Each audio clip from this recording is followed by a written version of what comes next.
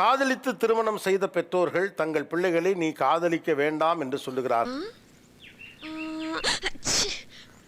கல்யாணமும் பண்ணி குழந்தைங்களை பெற்று அவங்க கிட்டே அந்த காதல் கதையை சொல்லி அவங்களே ஒரு நல்ல ஒரு ஃபீல்ல தெரியும். என்னப்பா சக்தி என்னாச்சு? என்னையா? ஒன்னும் இல்ல சித்தப்பா, ஒரு சின்ன கனவு. கனவா? என்ன கனவு? I love you, Ram.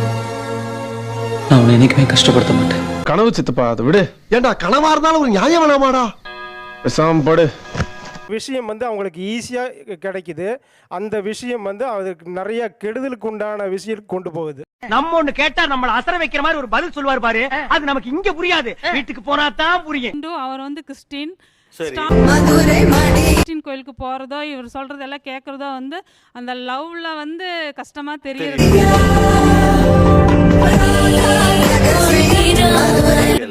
ஆனா இப்ப கொஞ்சம் கஷ்டமா இருக்குது. 1000 கவலைய மனசுல வச்சுக்கிட்டு ஆனா வெளியில யாராவது பார்த்து எப்படி இருக்கீங்கன்னு கேட்டா ஒவ்வொரு பர்த்டேக்கு நான் கோயிலுக்கு கூட்டி போறது. அதெல்லாம் கல்யாணம் புதுசுல கூட்டிட்டு எல்லாம் ஒன்னால போனாங்க சார். இந்த ஒரு 10 வருஷமா கோயிலுக்கே கூட்டிட்டு போறது இல்லைங்க சார். சீக்கிரத்தை வெளியே சொல்லாதடா, வாய மூடுறா. உங்க அம்மா சொல்ல வர்றது ஒன்னே ஒண்ணுதான், காதல் மயக்கத்துல அது நல்லா இருக்கும். குழந்தை பொண்ணு வேற மதத்துல கல்யாணம் பண்றாங்க, இப்ப இவங்களை சேர்த்துப்பீங்களா மாட்டீங்களா? சேர்த்துக்குங்க சார். நேர்மை, நீதி, நியாயம் ஜெயிச்சது. பார்த்தீங்கன்னா கிறிஸ்டின், ஹிந்து, ஸோ நான் எல்லாமே சாமியை தான் சார் பார்க்குறேன். ஏன்னா பையனா இருந்தா ஏத்துக்கலாங்க சார். இப்ப அந்த முடிவுக்குங்க சார்.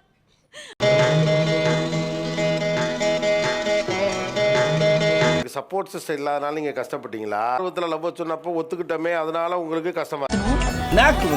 ரெண்டுமே தாங்க சார். ஜோக் இல்ல இல்லையா?